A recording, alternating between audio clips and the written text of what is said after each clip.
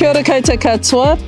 I got the opportunity to go to Bangkok, Thailand and present at a UNESCO conference around global citizenship.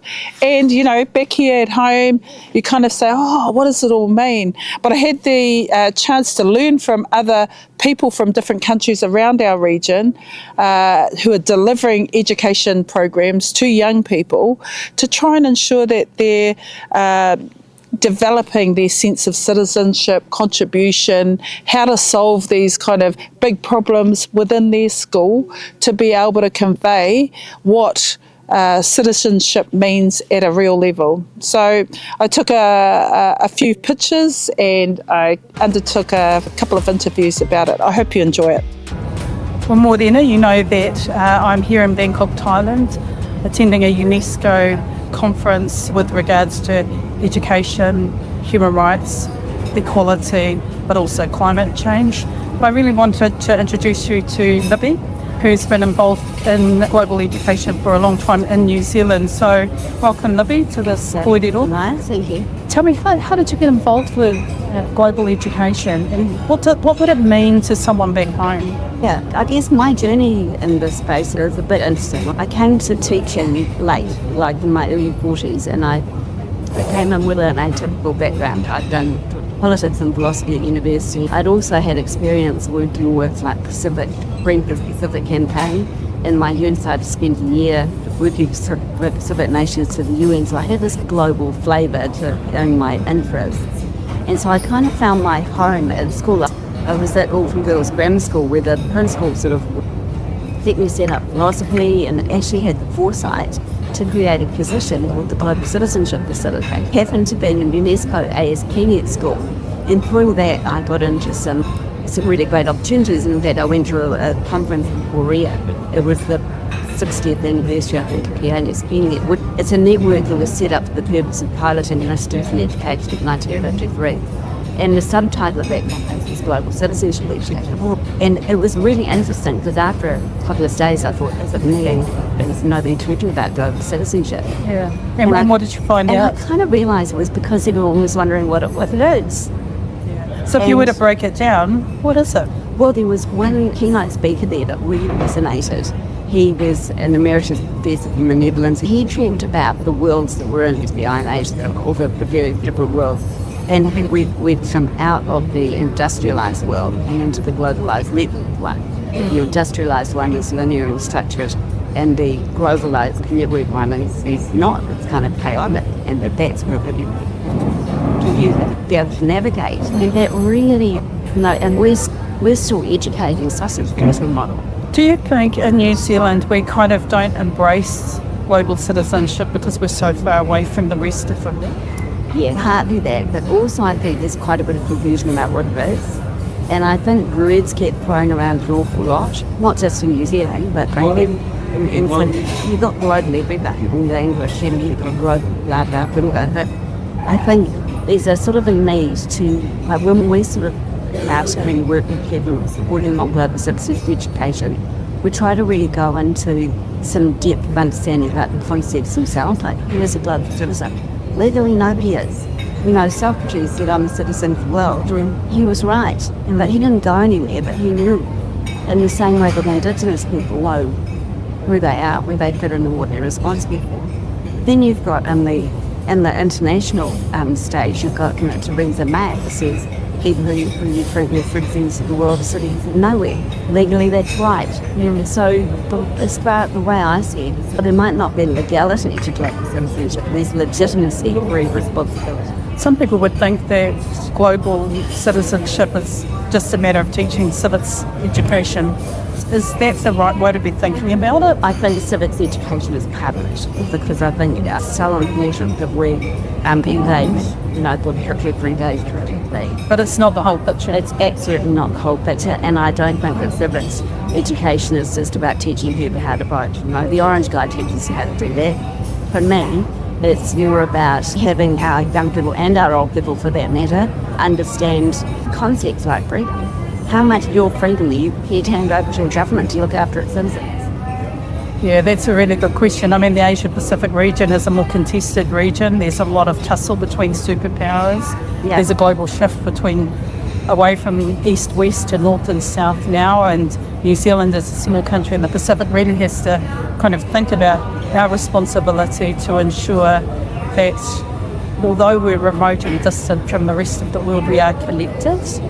And so, I've been thinking since I've been here with your team about how do we break this down for Kiwi kids at home, so that they appreciate and understand our contribution, even though we're so far away. I think the main thing is to get them to have a real understanding of who they are, real understanding of their own identity, and stop thinking about globalism. I think this is another thing. We've moved from, you know this so much, we weren't real. We've moved so much from our moving from this international environment to the global, and what that means is it's in the word. Inter is between. It's relationships between countries. It's us and them. Global is we. So it's actually putting ourselves at the heart of it in our own communities. In your presentation yesterday, you talked about 3 pillars that have grown uniquely in New Zealand. Yeah. Can you just share a little bit about that and its relevance to the conversations we're having today around, education, human rights, equality and climate? Yeah, absolutely. So the organisation I work for now is the Centres of the Asia Pacific Excellence, which was set up for the purpose of engaging people in the Asia Pacific for economic diversity. So it was divided into 3 sub-regions: North Asia, Southeast Asia and Latin America. Then Waikato and Otago Universities were brought in as consortium partners. Waikato has the Māori and education initiatives. So before I came along, the Global Citizenship education was chosen as like the capacity builder for that engagement. So this actually has provided a fantastic opportunity. So, I had been doing global citizenship education in individual schools, but this provides a platform that should support everybody to be doing this. And so a framework was developed that's quite similar to the framework of the Te Mātāihore, the curriculum refresh, that sort of understand knowledge model. But what we talk about and hold on to most are the 3 big ideas that come from that. And so those are, and we've been gifted the most beautiful tohu to go with those concepts. And so that's to Piritanga identity, honoma community, and to practical responsibility. And for us, in fact, that was really picked up with Asia. These are really great ideas for the world. So, it's not a cookie-cutter model doing global citizenship education. I think if it was, that we just wouldn't be appreciating just how diverse our world Exactly. is. Yeah. That would be, and this is the confusion, because people want cookie-cutter models. They want to be given things to pop in, it's easy. Yeah. But actually what we want is for people to understand these core principles and then be able to shape it to their own organisation, their own type of what you have to know.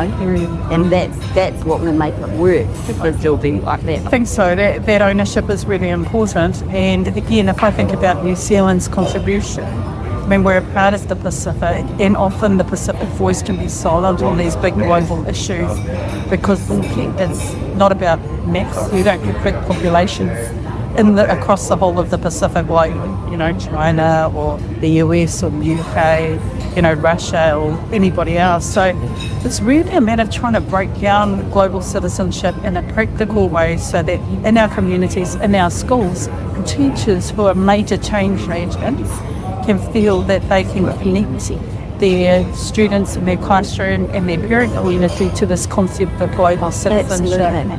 And I think that bringing in the the wider group community is really important. And how if I was a teacher at home in New Zealand, how should I be thinking about, my opportunity, my responsibility to connect my classroom to the world? I think the first thing that we need to do as teachers, and we're really mindful of as well, is teachers are expected to do everything. Schools are expected to do everything for kids now, and it's really hard. We're really, really overloaded. And so it's really important to value what's already going on, and value what they're already doing, and talk to adults actually, because in its parts, global citizenship education is existing all over the place. But it actually just needs to be captured and supported. And so I really think it is, so I think giving teachers the confidence to be able to sort of to work with ambiguity a bit, to work with the embrace the chaos of it, and right? It's actually Rose Hipkins has got some fantastic work about this. It's very good. It's really hard, and we know they feel really undervalued. And is that what your organisation does in New Zealand? Does it help kind of connect teachers, educators to this bigger kind of opportunity around global citizenship? And is that why, you know, your organisation is kind of looking to network support and, you know, opportunities to create, you know, this big community of transform agents, I think. Yeah, absolutely. And I think it's good that you use the word transform too, because this really is about transforming education, not just reforming it, you know? We can't just keep thinking that we can educate our way out of every problem when education is actually a private problem. The most educated people in countries in the world are the most damaged. We need to think about doing it differently and putting values in front of the competition. What we are, unfortunately, our organisation is coming to an end very soon. There's no funding, but we are actually determined to keep it going.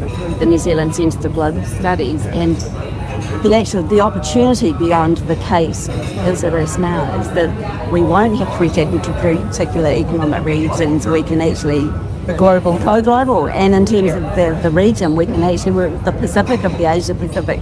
So there's real opportunity there, I think. And we had a big forum last year called Step Up to the World to Māori out, and we were overwhelmed with the response. You know, we asked people to step up one, we did that ever. We had 400 people registered, they were cross-sector, of course mostly schools and universities, but we had people from industry, from NGOs, you know, and they all want change.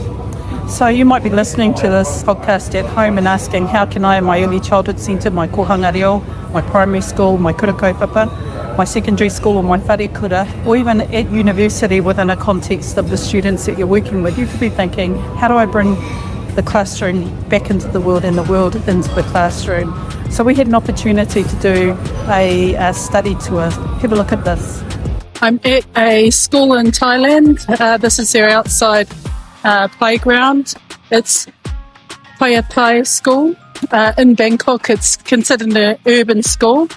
3 levels and lots of students, probably over 1,500 students. And one of the reasons why we visited here was to have a look at how they're teaching global citizenship. So the things that we focused on today were about gender equality, climate change, and also digital empathy. So it was a really enlightening session. The students did most of the presentations, but this is a really good example of when you integrate values into education, when you apply them within different cultural contexts. Actually, all we're trying to do is grow citizens who can do good in the world and make better decisions on some of the most challenging issues. So NANAIORE to the school and to the organisation and UNESCO for the event.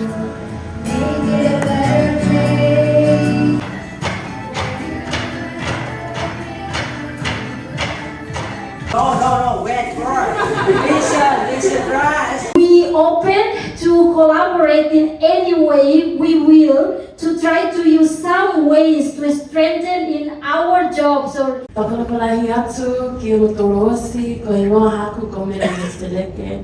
name is Melike, so common names. I have many names. We're the people of the Pacific, so we have many names.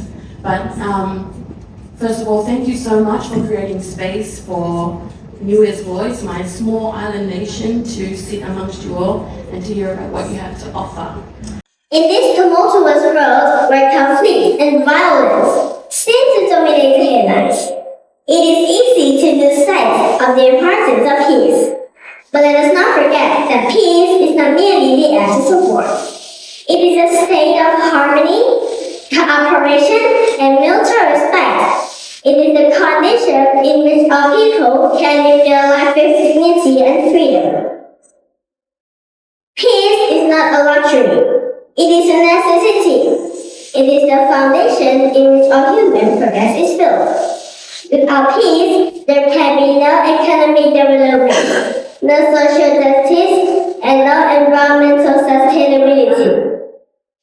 The pursuit of peace is a noble and worthy goal. It is the goal that requires the commitment of every individual, every community, and every nation. It requires us to work together and build the bridges of understanding and cooperation. It requires us to work together. Peace is possible. I believe that we can create a world where all people can live together in harmony. But it will not be easy. It will require courage, determination, and unwavering commitment. Let us all pledge to work together to build a more peaceful world. Let us be the generation that ends war and ushers in an era